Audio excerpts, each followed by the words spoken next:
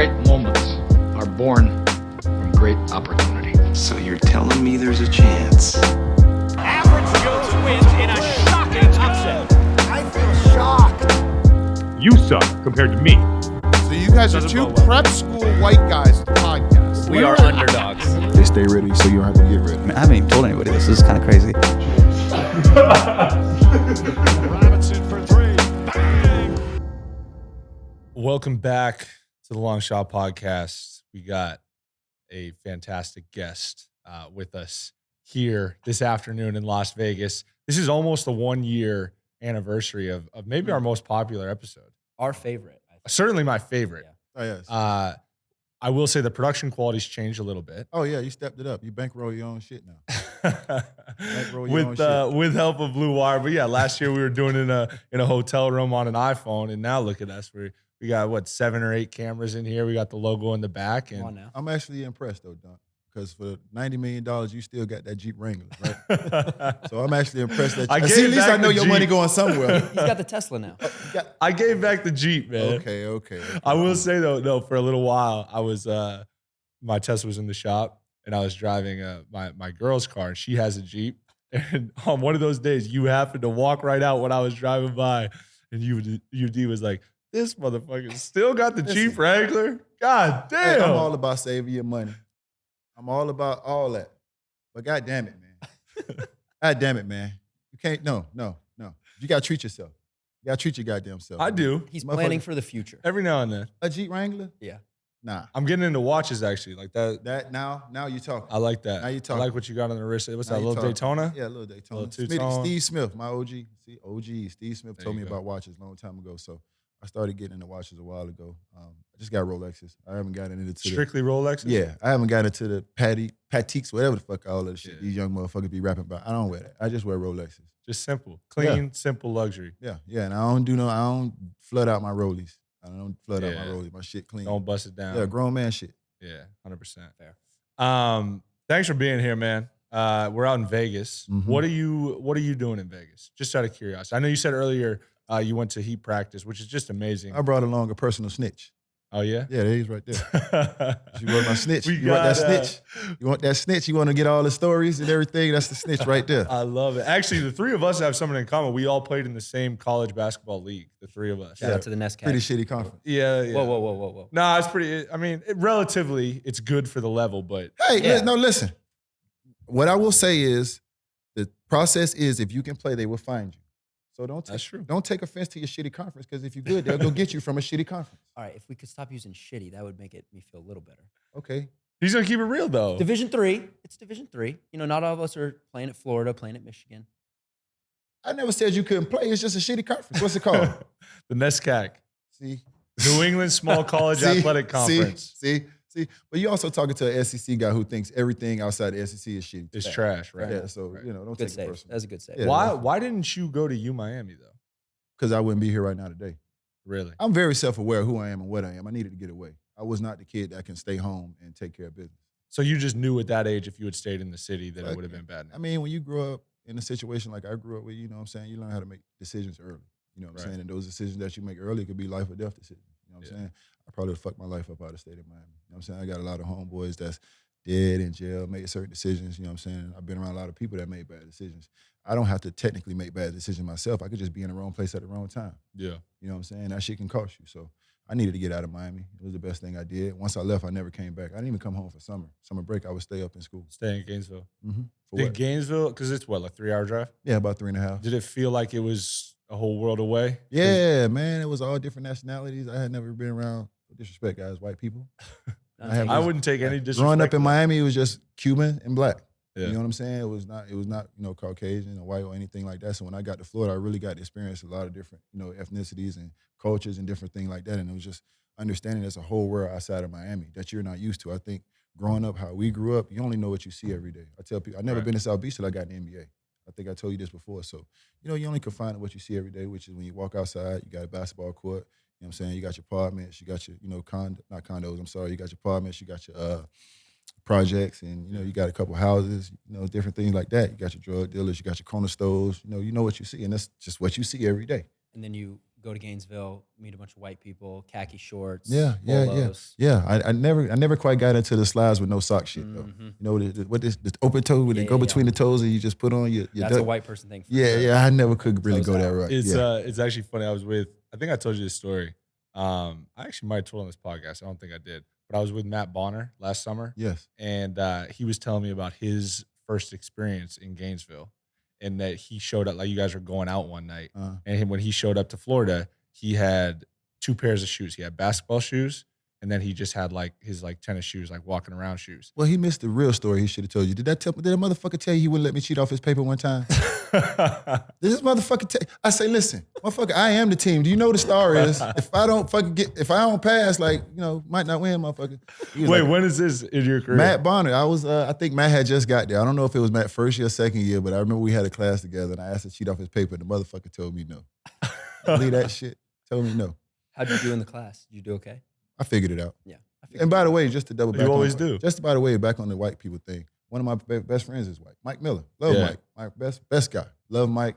And he's from South Dakota. South Dakota. And I love That's South Dakota. How about sticks. that? That's I the love it. sticks. I love South Dakota. Have you been out to South Dakota? Hell yeah, I'm the man in South Dakota. Damn right. They love me out there. Shout out to the Corn Palace. Shout out South Dakota. Wait, that's amazing. I mean, obviously, I spent some time in South Dakota, but where Mike is from is like Mitchell. that's not even like Sioux Falls. Like Sioux Falls is considered like metropolitan it's- compared to Mitchell. Yeah, it's probably big as this studio.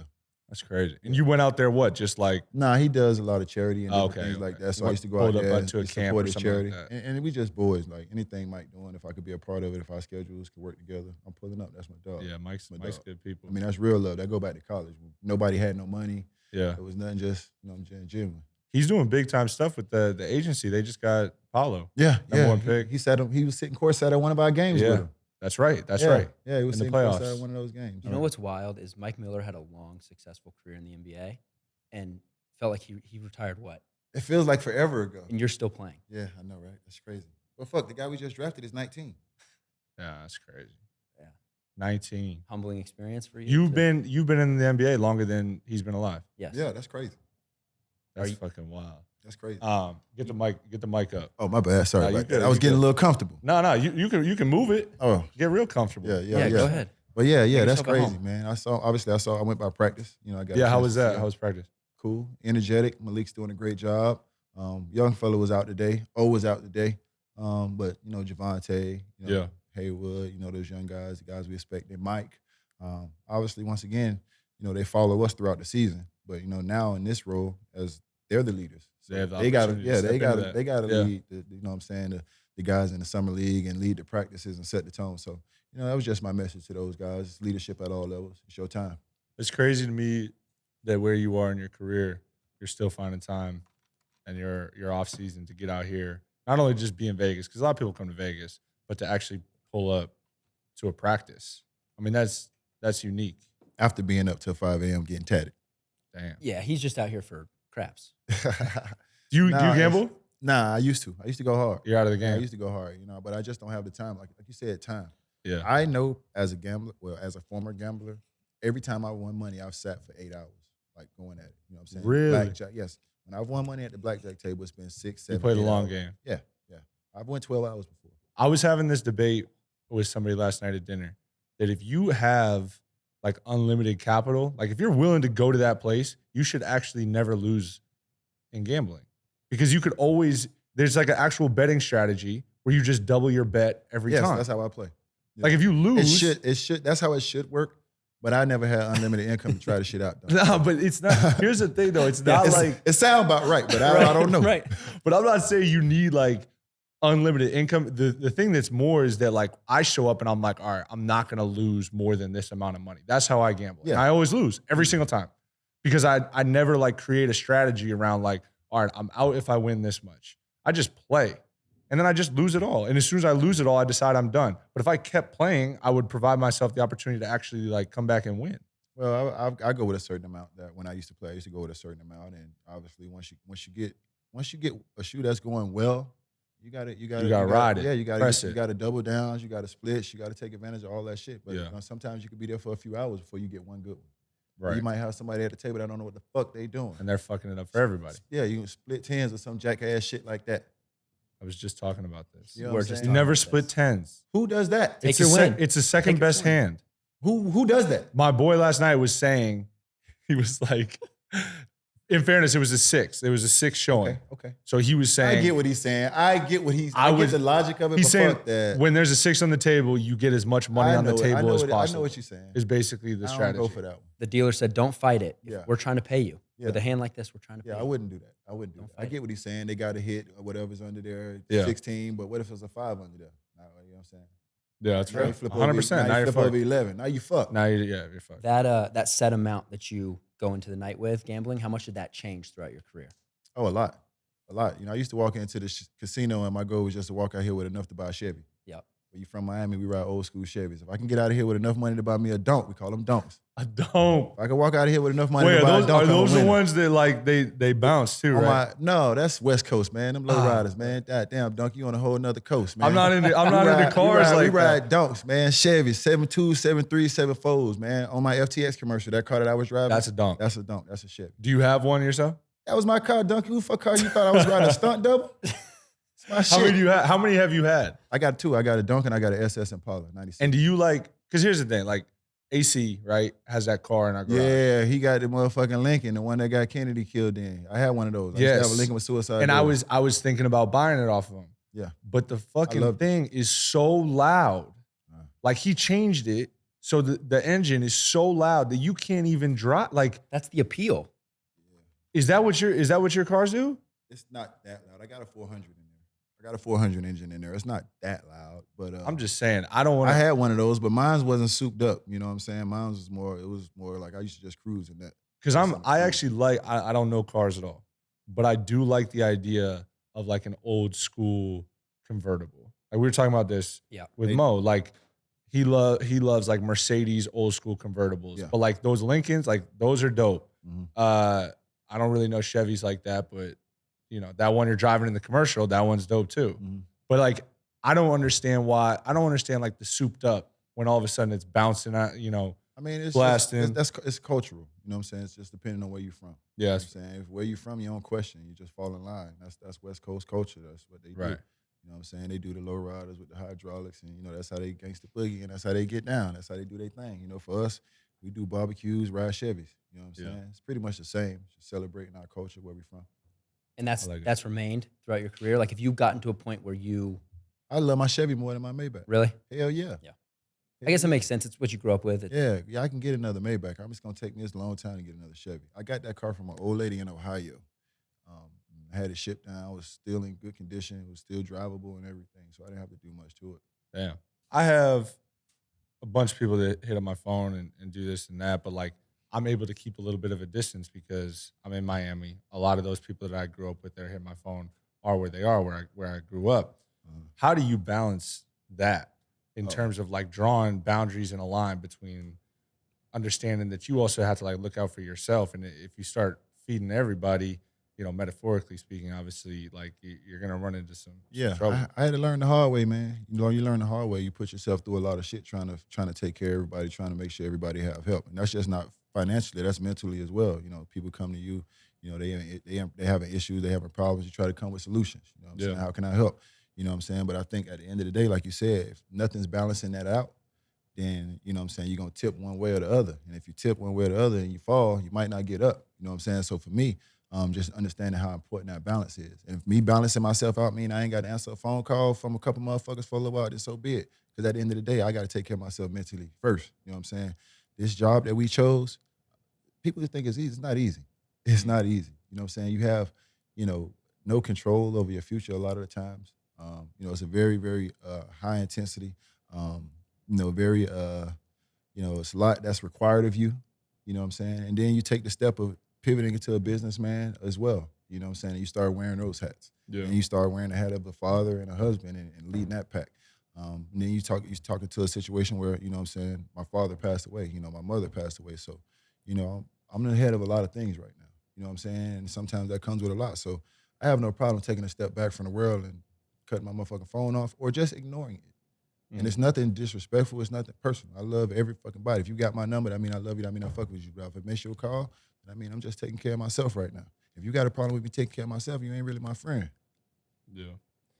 those challenges that you're talking about, what challenges have changed since you've been in the NBA and what have stayed the same? Like one thing I think about all the time is like some of the shit that you have to deal with and players today now have to deal with, like cell phones, going out, like social media. Yeah. Like you didn't necessarily early on in your career have those types of issues. We ain't had to deal with that cell phones, man. I mean, we ain't have to deal with that cell phone. Right. Yeah, we used to go out, have a good time, hang out, do whatever we want to. We ain't really have to worry about that. You know what I'm saying? Now everything is predicated on social media. You know what I'm saying? Everybody's focusing on, creating an image, what people think. You know what I'm saying? And I think when you get involved in, focusing on what people think or creating a certain image, you know what I'm saying? I think that's when, you get yourself in trouble. I think you just be yourself, man. Whatever you're comfortable with, you know what I'm saying? Whatever drives you, you know what I'm saying? How you grew up, how you was raised, keep those things. Keep your core values, you know what I'm saying, along the way. Don't be scared to add and evolve, but, keep your core values and just be yourself, man. I don't really worry about social media like that. You know what I'm saying? I understand that I have a brand and certain things that I need to focus on, but it's not the end-all, be-all for me. I understand that there's way more important things than what the world or what people think about me anyway. You weren't worried about cell phones when you were eating egg rolls and getting tattoos? No, I wasn't worried about cell phones when I was hanging out in KOD back in the day. That's when I wasn't worried about cell phones. I want to tap in our guy here because you got some great UD stories. I'm sure having spent a lot of time around him.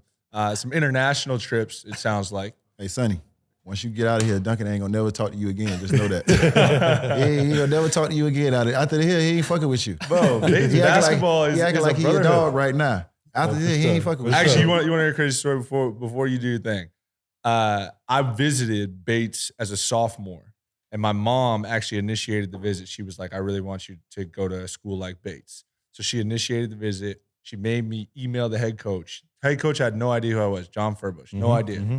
But he very nicely took the meeting. So I'm sitting in this guy's office. He has no idea who I am. He was not a good basketball player. He doesn't fucking want me there. He's like, I got to do this bullshit. This fucking 6'1" whatever kid is on campus. He's giving me some song and dance, like, yeah, we're recruiting other guys. And I tell him straight up, I'm like, Coach, I'll be honest with you, I would love to play here. And he's like, yeah, I just don't know if I see that in your future. Damn. Hey, well, I'll tell you this, though, and Sonny can attest to this because he's the one who told me about it. You like a legend in the D3, Dunk. Like, not every motherfucker start in D3 and make it to 90 million.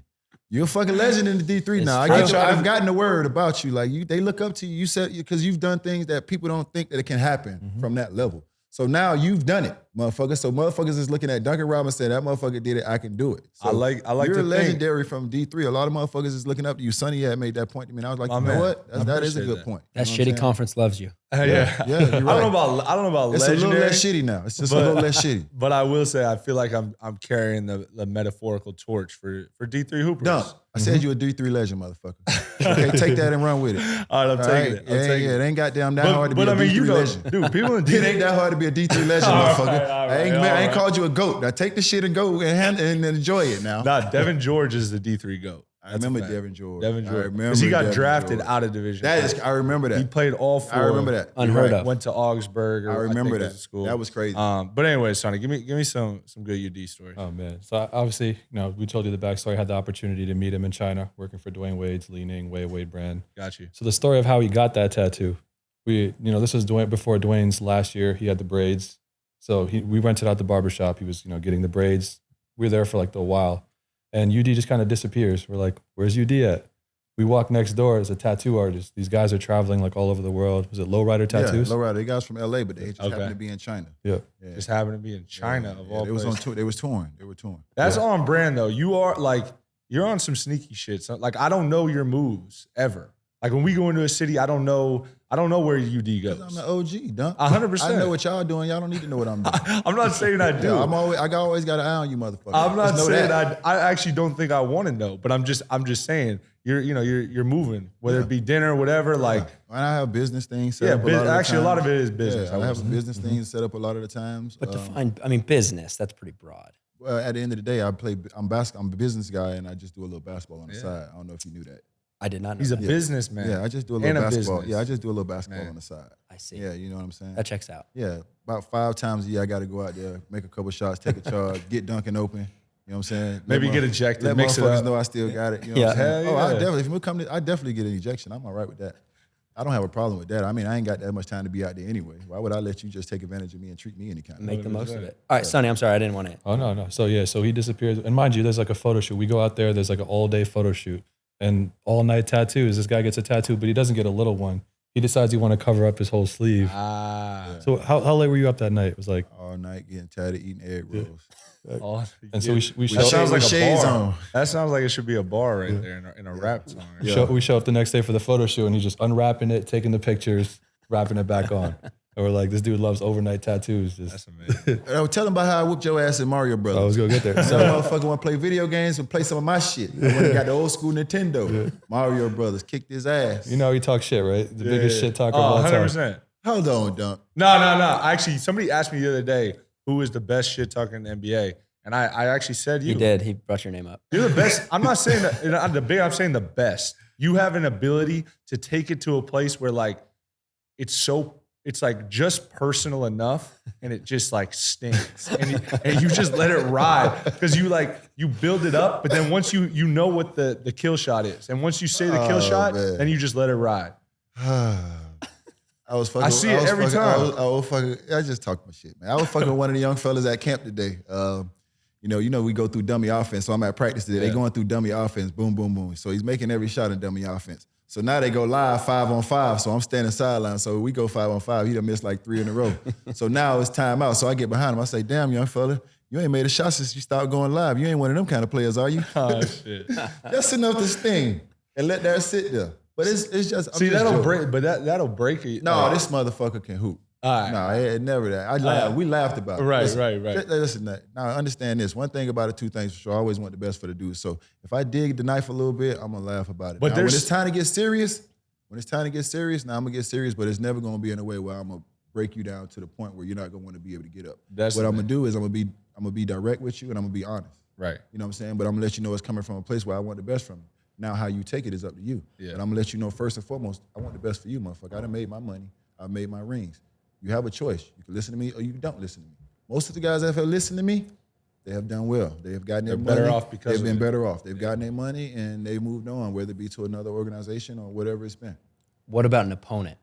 See, I was just gonna say you have 2 different types of shit. Yeah, no, that's different. Because you'll run your mouth and like fuck around with us, and that's one thing. And obviously everyone knows it is what it is. Like Yeah. you're just talking shit, like playing video games or whatever, or like in practice. But like the kill shots I'm talking about are Yeah. opponents. Yeah. And that'd be, Duncan, I don't say nothing. I'm only talking to our guys. If somebody say something to me first or do something, If they take it there. yeah, if they take it there, then that's just where it goes. But like, I don't have no problem with nobody. I mean, I think a lot of people, really brought up the thing with Draymond and that situation. Yeah. Where I went over and I said, tell Draymond, thank you. I don't got a problem with Draymond at all. You know what I'm saying? But there's a warrior code. And I consider Draymond to be one of the warriors in this league. The warrior code is we don't do that talking. We let the media do that. The game is played in between the lines. We hadn't even saddled up yet. I just felt that was a little disrespectful. Because there's a difference between saying who you want to win and who you think is going to win and who's going to win. Yes. He said who's going to win. Right. And that's why I felt like it's a little disrespectful, a little premature, because at the end of the day, my guys put the work in and they deserve to go out there and play the game. Just like anybody else. You don't get paid for that. The media gets paid to do that. Right. You know what I'm saying? So there's no disrespect. I don't have no issues with nobody, man. But if somebody steps on my guys' toes, I feel like it's disrespectful because if you look at everything that's happened all year, we led the East all year, but nobody ever talked about us. It was always about other teams and other people. And that's fine. But I just felt like, you know what I'm saying? We can take that from the media. We're not going to take that from other players. Yeah. You know what I'm saying? It's, The media can create whatever narratives and perceptions that they want, and that's fine. That's their job. We can't let other players disrespect us. Yeah. For people who maybe don't know, you're alluding to when Draymond went on TNT after the game, right? Yeah. After they closed out their series and said that they're going to be playing the Celtics. Yeah. And I understand you're allowed to say who you think is going to win or who you want to win, but I'm not guaranteeing a win for another team over another team. Yeah, that felt weird. I just would never did do feel that. weird. Yeah, I just would never do that. You know what I'm saying? Out of respect for the other team, I wouldn't do that. Yeah. You got anything? Do you have a moment in terms of trash talking an opponent where you even acknowledge to yourself like, oh, okay, maybe that was too far. Maybe I crossed the line there. Because I could imagine how you get into heated, I'm talking like in a game, going back and forth with somebody, do things ever escalate to a point? Everything I've said, I meant.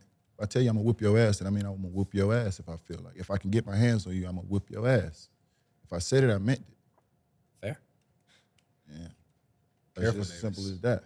I'm not talking shit. No, I'm just, I know. because I don't, but once again, that's not what I'm out there for. You know what I'm saying? Yeah. But I do believe that there's a code of respect that got to be, you know what I'm saying, maintained on both sides, man. I've never been a person that's tried to talk to anybody when I stepped onto the court. I'm going to compete at the highest level. I'm not going to disrespect nobody. Right. I hear a lot of disrespectful shit coming out of people's mouth out there sometimes. You know what I'm saying? And that's where it's like, come on, man, we ain't doing that. We all men out here. We all, we all grown. Just be respectful. And that's what I tell people all the time. Just be respectful. I even tell fans, you say without that, okay, cheer. Y'all hear the wrong shit, I turn, hey, be respectful. Nah, the audacity Be of respectful. fans, Be that's respectful. crazy. Just be respectful. That's all. 100%. That's all I ask. Be respectful. From everybody, players, coaches, just be respectful, man. You know what I'm saying? We compete at the highest level. Ain't nobody got to be disrespectful to nobody out here. I will not be talking shit. Because I grew up in the places where you come out there talking shit, disrespectful, motherfucker go get that book bag and pop the trunk and shoot the whole park up. Yeah. So we ain't grow up talking shit like that. You know what I'm saying? Because we knew you talk shit to the wrong person, how that shit could escalate. So we had habits early. Don't run your motherfucking mouth if you ain't about that. Yeah, Half these motherfuckers be running their mouth, they just got off the porch. I was gonna say the parks that I was playing at growing up, I think looked a little bit different. Probably. Nah, man, I grew up in real shit. Like, motherfucker, you running your mouth, you take it there. Right. And if it get taken there, that mean everybody at the park got to get out of there. Ain't motherfucker come like. So I grew up where your consequences, the shit that was coming out your mouth, that shit had a price to pay, and it was actions coming with that. So I don't just be running my mouth and starting shit with people or bullying people or messing with nobody. You know what I'm saying? I don't believe in that. You know what I'm saying? I believe in treating the CEO the same way I treat the janitor. Mm-hmm. You know what I'm saying? But I whip the janitor ass just like I whip the CEO ass if they get out of line. My only concept of that is watching White Men Can't Jump and that happening in that movie. Yes. I don't think Did happen in none of the parks I was playing at. Um, Mario Kart story. yeah. Whipped your ass. Whipped his ass. Ain't you young motherfuckers supposed to be able to play video games? You ever What was that, a Nintendo DS? you ever I play? found this little shit on Amazon. I say, man, I'm going to China for a month. I don't know what the fuck I'm gonna do. So I just got on Amazon and started pushing buttons. That reminds me of the bubble when you just started. Every day you had a different package. Yeah, because at the end of the day, I never slept in my bed in the bubble. Did you leave all that shit there? Yeah, I left it. Just left it. Yeah, I left it. So I never slept in my bed in the bubble. I slept in the living room. So what I did was I rolled out my couch. That's nice. You had a suite. Yeah. Because I definitely did. Egg crates. Yeah, We egg crates. talked college. about it Yes, last. egg crates. So I really made my living room into like a little office. I slept in my living room. I had a TV. I had a little computer. I had a laptop. I had my video games. I had a little shelf. So I made my living room just like a little office. That's like startup CEO behavior. Oh yeah, a lot of sleeping good in the things happened office. for me when I got out the bubble. Learned a lot. I believe it. I learned a lot. Shout out Andre Iguodala, Dre, my dog. Hey, you supposed to come by. He actually is supposed to We're come by. supposed to record with him. There's Jay Jack right there. Oh shit. Legend in the flesh. Small world. J Jack, yes sir, small world. I saw. Hey, you want to come in?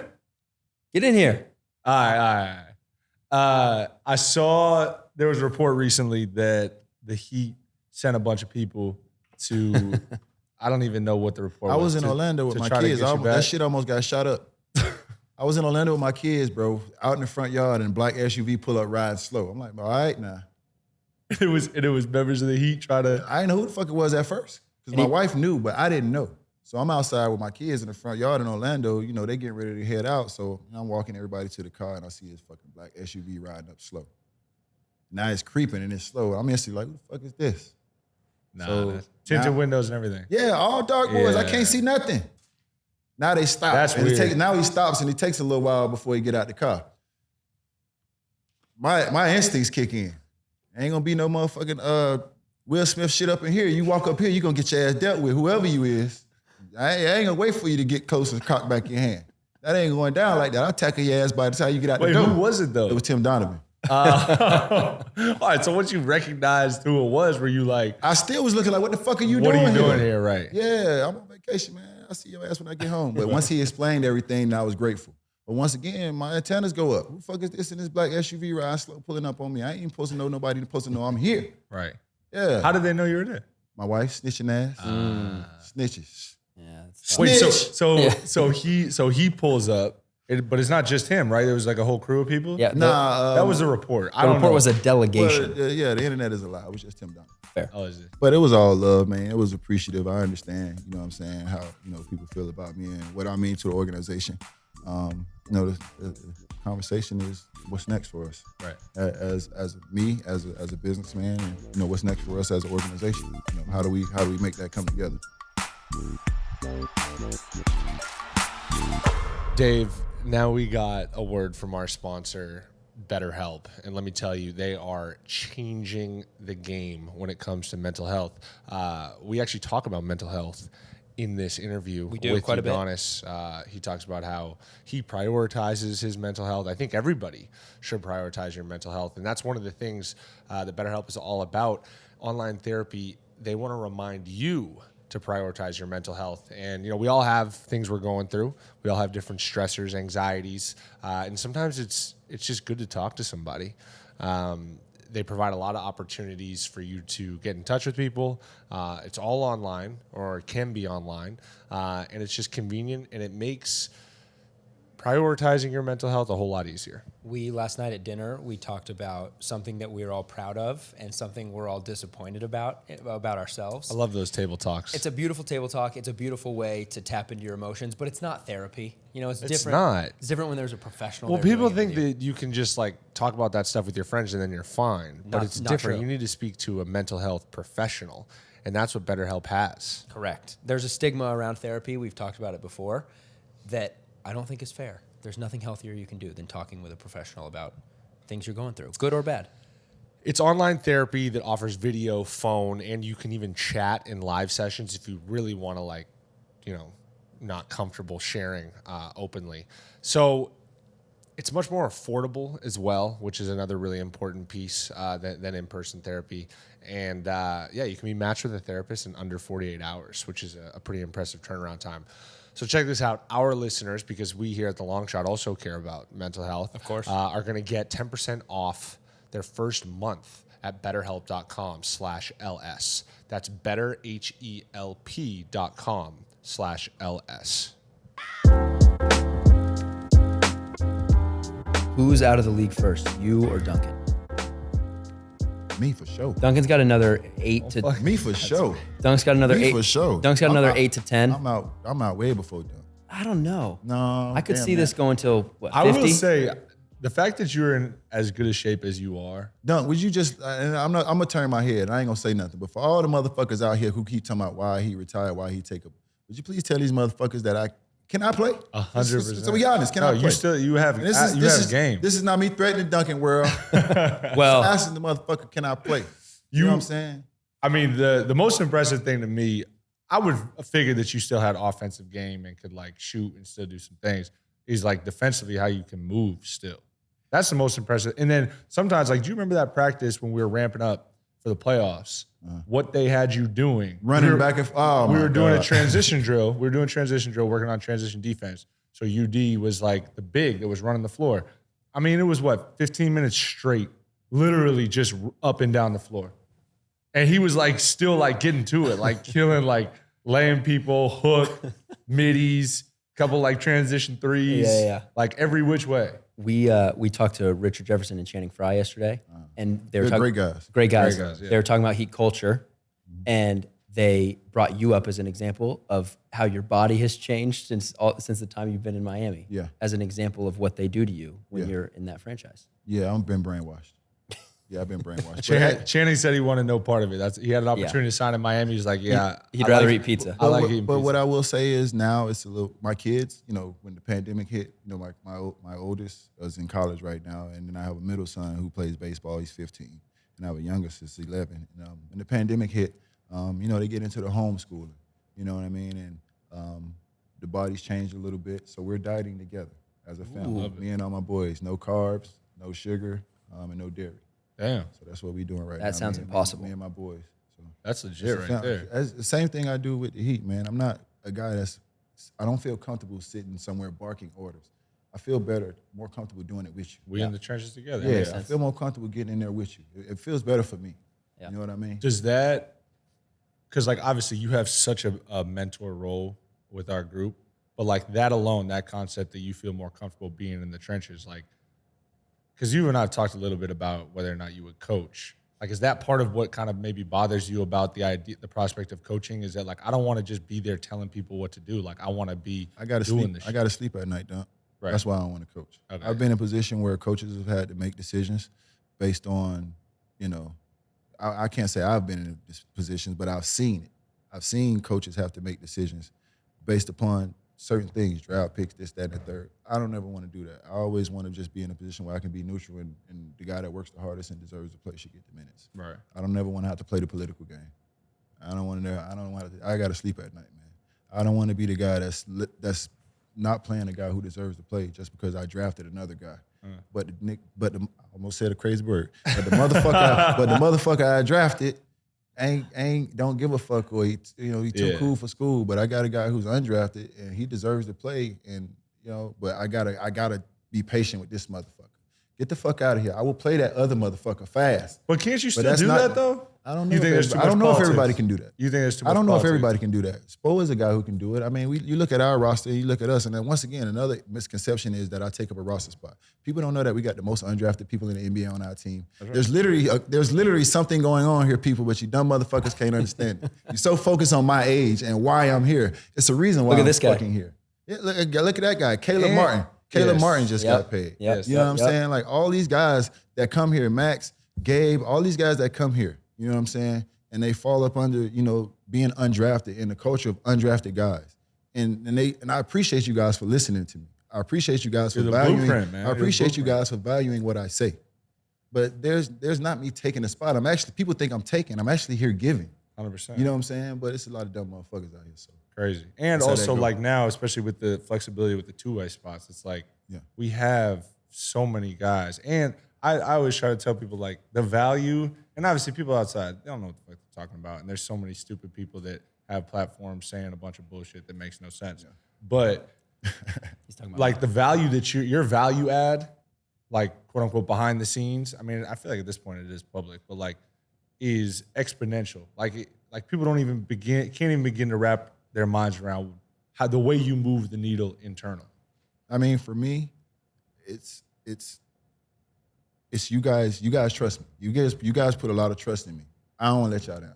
Yeah. I can't let you fuckers down. You guys trust me, and that means a lot to me because you don't have to trust me. I didn't play with you guys. I'm really not from you guys' era, but I come in and I earn it every day in training camp. Mm-hmm. I don't fuck around in training camp. I'm not standing on the side. I'm in the drills. I'm earning it. I'm earning that trust, and these guys trust me. So I have a responsibility. Mm-hmm. I have a responsibility to move the needle without being on the basketball court, and I got to figure that out. However I do that, every night. I'm thinking about what the fuck I'm gonna say the next day. How do I, whatever it is, but I gotta show up prepared to be able to move that needle from where I'm at every time. And I take that personal. I take that shit. I take that responsibility personal, and I lose sleep over that shit. If I don't feel like I moved the needle, if I don't feel like I got the most out of anybody or a certain guy, then I lose sleep over that shit. That shit bothers me.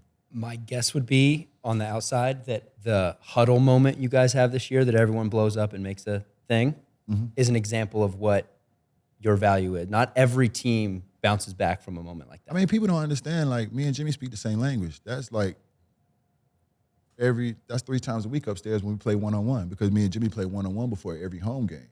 And it gets physical, and we get mad at each other, and it gets competitive. And Jimmy reminds me of my younger self, man, is that we feud off rage. You know what I'm saying? Like, we get out there and when we play the game, you know what I'm saying? It's an opportunity to take out whatever happened to us, however we feel about whatever we went through, whatever we saw. It's an opportunity to take that shit so you feel with that. Sometimes it can spill one way or another. So, but at the end of the day, man, I love the hell out of Jimmy, man. Jimmy's my brother. He's very intelligent. He taught me how to make coffee in the bubble. I spent time with him. So the 2 things I learned in the bubble was stocks, crypto. Well, I took the stocks from Andre Iguodala. I watched the crypto stuff on my own, and I learned how to make coffee taking classes with Jimmy, barista classes. So, once again, these are guys who I don't really get a chance to learn from people a lot of times in this league. I'm obviously giving and teaching, but these guys taught me something. So Jimmy's a great guy, man. And once again, like you said, how we responded as a team, the run we went on. Yep. You know what I'm saying? How we collectively came together. At the end of the day, man, that looked like how it looked to the world. But me, Jimmy, and everybody on that team understood what it was. It's just 2 brothers that love each other, just trying to get to the solution of whatever's going on. And that's it. Speaking of coffee, I'm gonna need you to cut me in on a Starbucks, man. How many do you have now? Oh, 2, 3. How many? 2 or 3. 2 or 3? 2, 3, Yeah. 2. 2. 2. We just did mobile. 2. 2. This is the mobile one. Yeah. The 2. mobile ordering. 2. I love that. Do you know how many Starbucks are in New York City? Shit. Nah, but I'm working on trying to catch up though. 500 I think it's like 300, 250. in the city. In New York City. So let me ask you a question. What you looking at on the laptop right here? I just You're making Googled me it. nervous. Look. Okay, cool. Look. All right. Here, I'll keep it like this. I'll I'm keep just it like wondering. this. Does I'm the Google guy. If we want to look anything up, I got the internet right here. I'm Just I'm kidding, not bro. I'm fucking with you. I'm not putting anything on you, but do you think like, and I have my own opinions of this, but I want to hear what you think. That say for at any point that you decide you do want to hang it up, and In 7 years. yeah, and you get pressured or somebody whatever wants to become a coach. I'm not saying you would do it, but I'm saying if you did, you can't have the same impact that you have on us. Nope. When you're sitting Nope. in that seat, Exactly. that's just 3 seats down. I agree. And that's why that's I agree. ultimately a thing of like, well, why doesn't UD coach it? First off, he can still play one. And then second off, it's a different guy. it's a different relationship. It's a different experience. You guys trust I me. believe that. You guys trust me. Yeah. You guys really trust me. I'm not telling you something for the organization. I'm telling you something for you. Yeah. So, and these guys trust that. I'm telling them something for them. I'm not telling you something for somebody else or what somebody's telling me to tell you. I'm telling you something for you because I want the best for you. And you know that I want the best for you because I was in the fucking trenches with you. I was in film session with you. I came to your room. I called. I checked on you. I asked you about your mom. I asked you about your sister. I asked you about your family. All that shit I do. Before I even have a conversation about basketball, I'm talking to these guys about who they are and where they from. You know what I'm saying? I don't expect you to walk in here and start watching my jock strap and all that crazy shit that other teams do. Nah, man, you're a pretty good player. I saw you. Where you, da-da-da. Okay, cool. Let's have these conversations. And that shit builds and it grows from there. Then I start having you watch my jock strap. No, I'm just bullshit. You're still doing body fat, or Yeah. have you graduated past that? Nah, I still do it. What the fuck? Didn't I just tell you I hold a standard? Did you not listen to what I said, man? I said I do it first. Come on, body fat. That feels like something you. No, I have to. All right, fine. I have to, dog. I get it. It's thing, everything. man. I understand. I have to. I'll stop pushing. I do think it's funny that you asked Duncan about whether you could still play right after you told us that your antenna still goes up in situations. Yeah. So he couldn't disrespect That wasn't you in that. that wasn't the one by intent because by the time like I would have, if I really wanted to get to Duncan, I mean I would have to go through you. Look at me. You've done nothing to me. Look at me. You've done nothing to me. I don't scare you a little bit. Yeah, Innocent, you are. innocent You are. soul. You just a little bit. You can't tell I'm massive. Well, nah, but I just know if the police came in here, who going to jail? Fair. That's really the only Yeah, advantage. I have. y'all good. Y'all can tear this motherfucker up, but the police come in here, I'm still going to jail. You, Sonny, everybody get away but me. I remember going to hours. This is a funny story. So I went out with Mike Miller in South Dakota. So I go out with Mike Miller in South Dakota. So I'm hanging out with him and his MMA guys. So it's a lot of MMA guys. And He's like super tapped in yeah, with he's, the MMA he's super stuff. tapped in with these MMA guys. So, we having a party in the hotel room out there, everybody chilling, drinking going on. So, MMA guys, when they get drunk, the girls, they get a little wild. The guys, you know what I'm saying, but MMA guys got some wild ass groupies. So it's me and two of my homeboys now. We the only 3 people in South Dakota probably total. So I look around at my homeboys and I look around and I say, man, this party getting a little wild. I say, so we got a choice to make.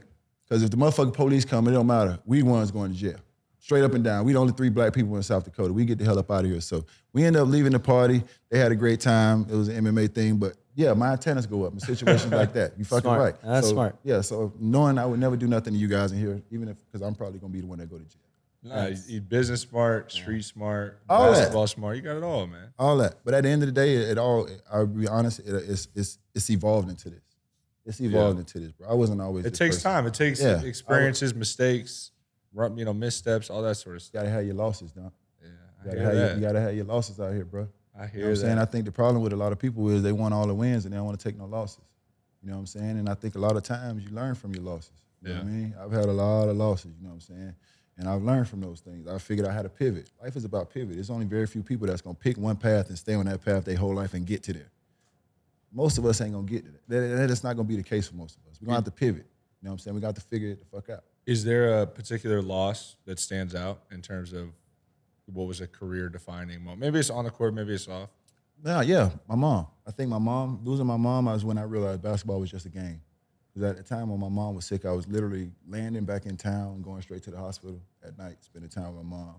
And at that time, I realized basketball was just a game. Yeah. Up until then, basketball was my life. And at that time, that's the first time in my life that was something more important to me than basketball.